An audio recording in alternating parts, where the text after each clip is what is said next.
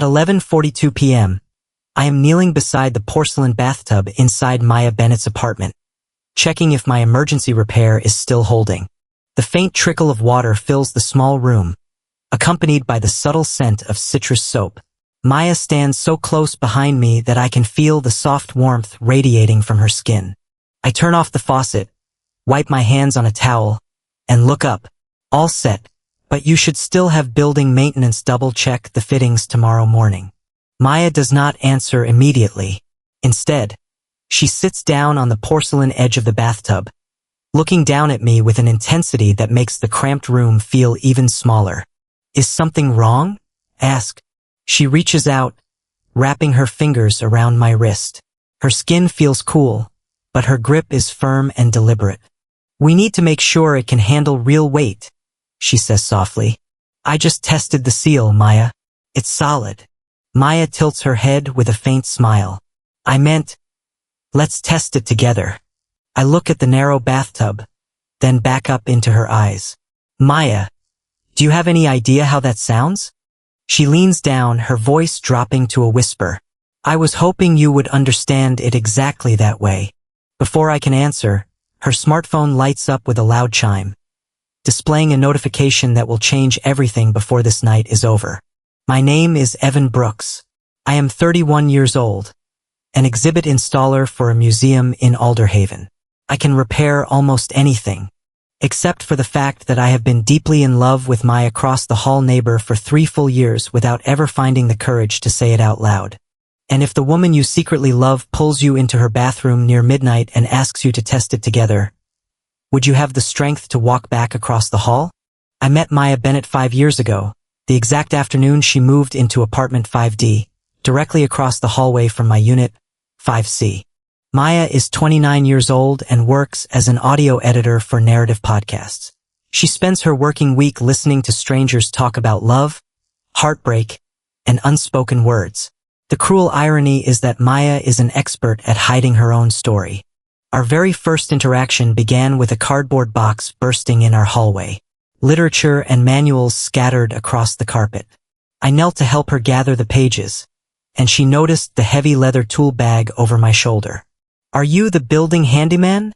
She asked, brushing hair from her eyes. No, I replied with a faint smile. I just look like the guy who always gets asked to do free favors. Perfect, she said, flashing a bright smile. I am exactly the kind of neighbor who needs that guy. Over 5 years, we built a quiet, effortless rhythm. Maya left fresh paper cups of black coffee outside my door before my early morning shifts. I adjusted her kitchen cabinet doors, mounted floating shelves, and bled air out of her radiators before winter. On Friday evenings, we routinely ordered takeout and sat on the floor of the hallway, leaning against our apartment doors, sharing meals in the corridor. If either of us came home past 10 at night, the other person would leave their kitchen light on. A silent signal across the hallway. You are not the only one awake.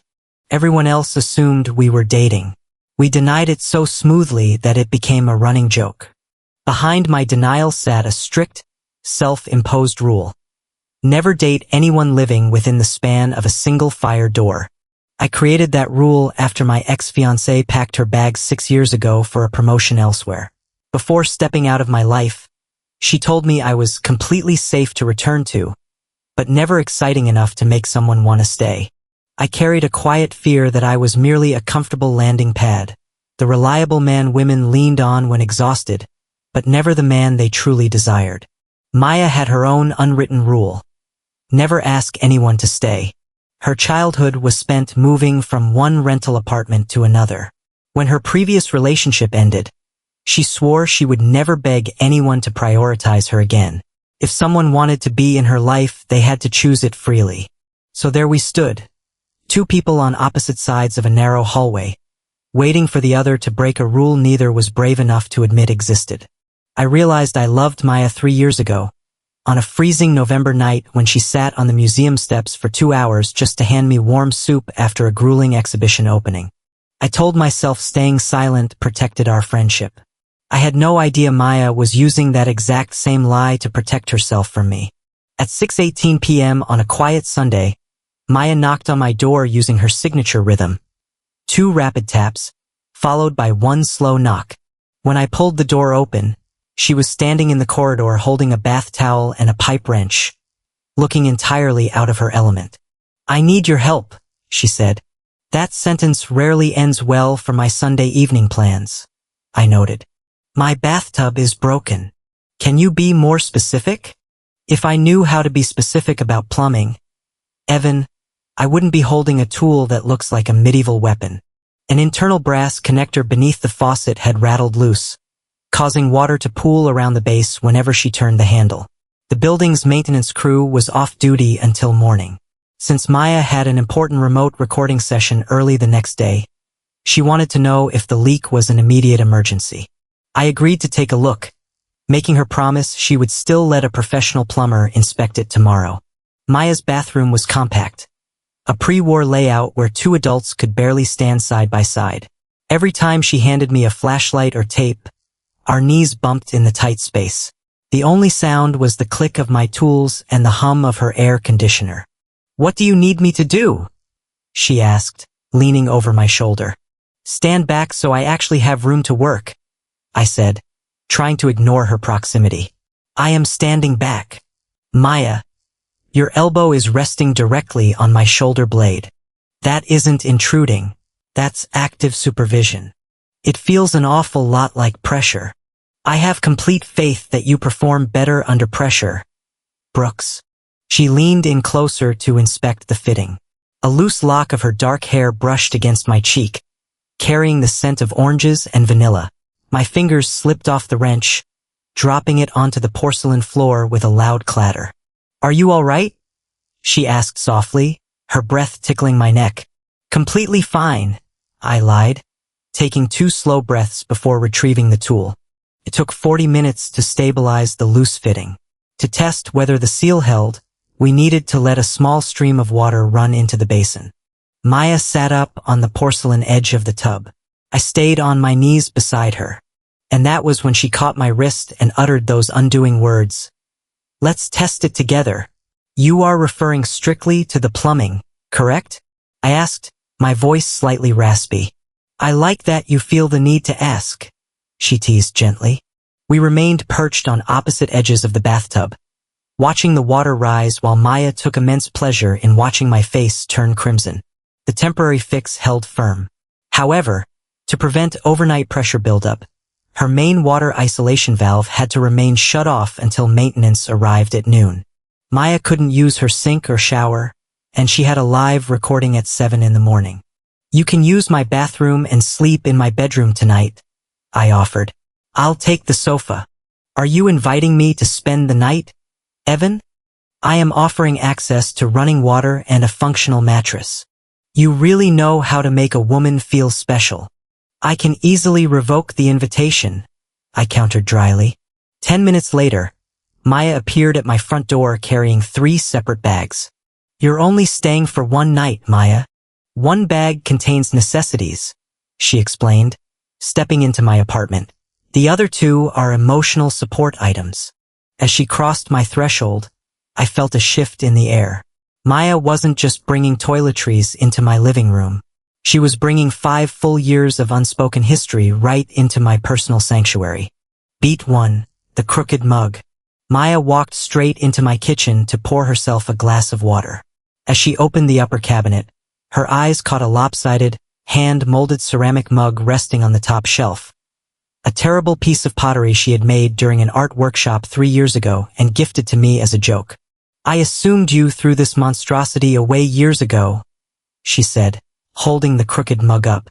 "I don't throw away things you make," I replied, setting my tools on the counter. An unexpected silence fell between us. Maya looked at the mug, then at me. "Be careful, Evan." That sounded dangerously close to an admission of affection. "I kept it because no one else in their right mind would drink out of a vessel tilted at a 10-degree angle," I corrected quickly. "And there you go, ruining a sweet moment," she sighed, though a fond smile played on her lips as she placed it back. Signal 1. I had preserved an entirely useless object for 36 months simply because her hands had shaped it. Beat 2. Dinner for 2 non-dates. We ordered takeout and sat cross-legged on my living room rug. Without asking, Maya picked every black olive off my slice of pizza, dropping them onto her own plate. You still remember I don't eat olives? I asked. My entire job revolves around audio retention, she replied calmly. I remember every minor detail people mention when they think no one is listening. What else do you remember about me? Most things. Are you seeing anyone lately? I asked, shifting my position. Is that polite neighbor conversation or an interrogation? Just casual conversation. Evan, you don't do casual conversation, she said softly. You fix household appliances when you're anxious, and you ask casual questions when you're jealous. I'm not jealous. Then why are you currently snapping that wooden chopstick into tiny pieces? I immediately dropped the broken wooden stick onto my napkin. There is no one, Maya said clearly, leaning forward. What about you? No one nearby. How nearby? Definitely not within the span of a single fire door, I said, invoking my unwritten rule. A remarkably specific boundary, she murmured. It keeps life predictable and safe. No, Evan, Maya said quietly. It's just very convenient for hiding. Signal 2. Maya wasn't annoyed that I might date someone else. She was frustrated because I had constructed a rule specifically designed to exclude her. Beat 3. The sofa territory. After dinner, I began pulling sheets out of the closet to set up my bed on the sofa. Maya stood near the doorway. You're seriously sleeping out here? You're the guest. You take the bedroom. I can take the sofa, she argued. I am shorter than you. Why do you always do this? She asked, crossing her arms. Do what? Make people feel completely taken care of, while simultaneously keeping them at an extremely polite distance? I froze with a pillow in my hands. Are we still discussing the sofa layout, Maya? Only if that answer makes you feel safer, she challenged gently. I tossed a spare throw pillow directly at her chest. Maya caught it with a soft gasp and broke into a breathless laugh. Physical violence is not a valid substitute for healthy communication, Brooks. No, I replied, sitting down. But it effectively ends a circular argument. Beat 4, a domestic fantasy. Later, we sat together watching a documentary. Maya naturally rested her head against my shoulder, leaning her weight against my side. My frame went rigid for a second, but I didn't move away. Are you holding your breath? She whispered into my shirt. No. Your shoulder feels like a solid block of concrete. It's proper posture. It's a terrible lie. As the credits began to roll, Maya murmured so softly I almost missed it. This could belong to us, you know? I turned my head toward her. What? She sat up instantly, smoothing her shirt down. I said, this documentary could have been much worse. That is not what you said, Maya. You misheard me. Audio editing has ruined your hearing. I work in exhibit acoustics, Maya. My hearing is perfect.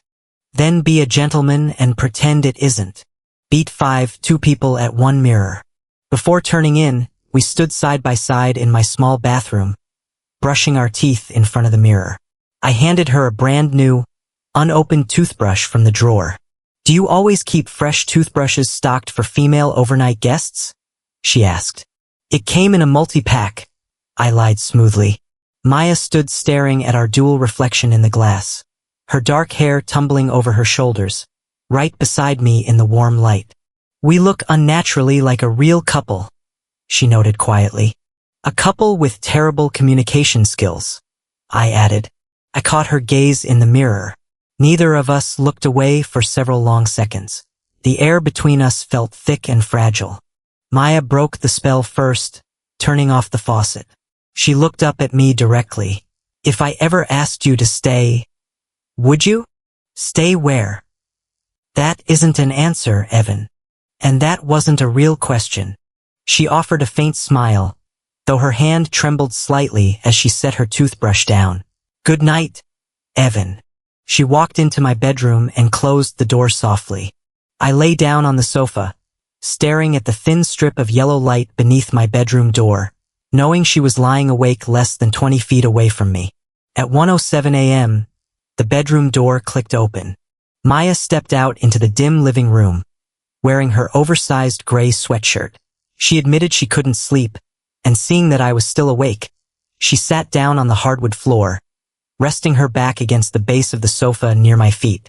She pulled out her phone, connecting it to my portable speaker to play ambient music. But an unedited audio recording from her recent work project auto-played from her files instead.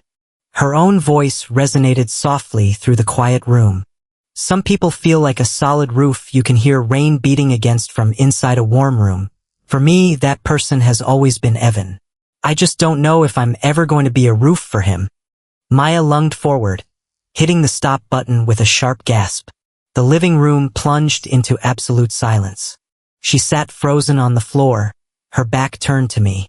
"That was just a rough draft for a podcast," she whispered, her voice tight. "Was it real, Maya? You weren't supposed to hear that." "I'm not asking if I was supposed to hear it," I said, swinging my legs over the edge of the sofa and sitting beside her on the floor. "I'm asking if it was true." Maya let out a shaky breath. She confessed she had recorded those lines 4 months ago, after her producer asked her for a personal voice note about the definition of home. "I never submitted the segment," she admitted, tears glistening in her eyes, "because if I put those words into the world, I would have to admit that I've been in love with my across-the-hall neighbor for 3 full years. And if you didn't feel the same way, I would lose the only home I had left." "Maya, I turned loving you into an unspoken habit." "Evan," she said, her voice breaking as she turned to face me. "I listened for your keys every single night. I built my life around your presence across the hall, while constantly waiting for you to pick me." My heart slammed heavily against my chest. "I didn't step forward because I thought you only viewed me as a safe, convenient neighbor," I confessed. "My ex left because she said I was safe to return to, but never worth staying for. I was terrified that if I confessed, you would realize I was just a comfortable pit stop until someone better came along." Maya stared at me, a single tear slipping down her cheek. "I never returned to you, Evan. I never left." She reached out, taking my hands in hers. Her fingers were trembling. "We wasted 3 full years because we were both convinced we were second choices," she whispered. "It appears we are remarkably foolish." I managed a quiet laugh. "Devastatingly foolish," she agreed softly. I reached up, gently resting my palm against her cheek. I didn't push forward, giving her every fraction of a second to step back. Instead, Maya leaned into my hand, closing her eyes. I leaned in and kissed her. It was a slow, quiet kiss, carrying the weight of 5 years of shared meals, late-night hallway conversations, and suppressed longing. It wasn't a sudden burst of reckless impulse. It was an absolute arrival. When we separated, she rested her forehead against mine. "Are you still convinced I'm only choosing you because you're close by?" she whispered. "I am actively trying to unlearn that lie," I replied softly. We agreed that in the morning, when the sun came up, we would talk through everything with clear heads. No hiding behind jokes, no retreating across the hallway. We lay down on the living room sofa together, holding hands in the dark until sleep took over. At 7:12 a.m., my phone alarm went off. Simultaneously, a notification flashed across Maya's phone screen on the coffee table. An official email header read, "Offer of appointment. Lead audio producer. 10-month documentary residency. Northport Cultural Institute. Response required by 7 p.m. today." I saw the subject line on her screen before Maya could flip the phone over. The Northport Cultural Institute was located over 1,200 miles away. The 10-month residency was the single most prestigious audio production contract in her field. "When did you apply for this?" I asked, my voice dropping as old defenses flared up. "4 months ago," Maya admitted quietly, standing up. "Back when my freelancing felt completely stuck, and back when I was convinced you would never see me as anything more than the neighbor in 5D. "And you weren't going to tell me?" I was going to tell you if I got shortlisted. I didn't want to bring up a hypothetical job when we were just neighbors. We were never just neighbors, Maya. The old trauma flared instantly. My default reflex was to step back, play the self-sacrificing martyr, and give her an easy exit. You should take the position, I said, stepping back toward the kitchen. It's an incredible career move. Maya's expression hardened, her eyes flashing with hurt. For minutes ago, you held my hand. And the second a career move comes up, your immediate reaction is to tell me to pack my bags and leave. I am trying to be supportive. No, Evan, she countered. You are retreating. You are using my career as a convenient excuse to step back into your safe bubble, so you don't have to risk real intimacy. Her words hit me straight in the chest because she was entirely right. I took a deep breath, forcing myself to abandon my defensive wall.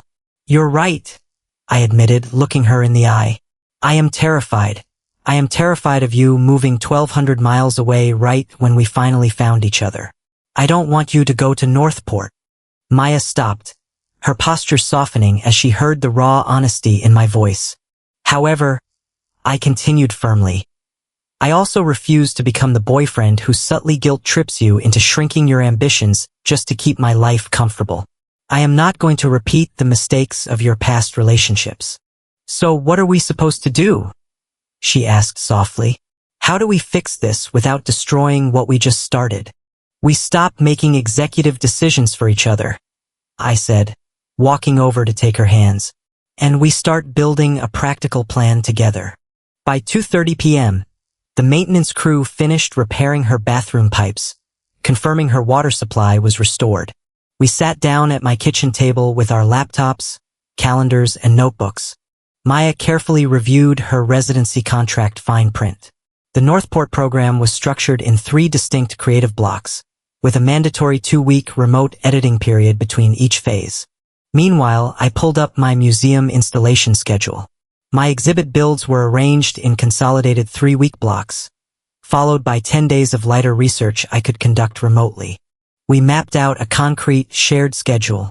Maya would accept the residency. I would adjust my museum builds to take extended 4-day weekends once a month to fly to Northport. Maya would spend her remote editing weeks in Alderhaven, living in 5C with me. We would split travel expenses 50-50. And most importantly, every evening at 9:40 p.m., we would send each other a short voice note, simply to share our day. If either of us felt lonely or overwhelmed, we agreed to speak the truth immediately instead of retreating into silence. I opened my desk drawer, pulled out my spare set of apartment keys, and placed them gently in Maya's palm. So you never have to wonder if you have a home to come back to in Alderhaven, I said. At 6:52 p.m., 8 minutes before her deadline, Maya opened her email, drafted a brief note confirming her remote editing requirements, and clicked Accept Fellowship. She looked up at me, her dark eyes shining. I'm taking the contract in Northport, Evan. I know, I smiled, wrapping my arms around her waist.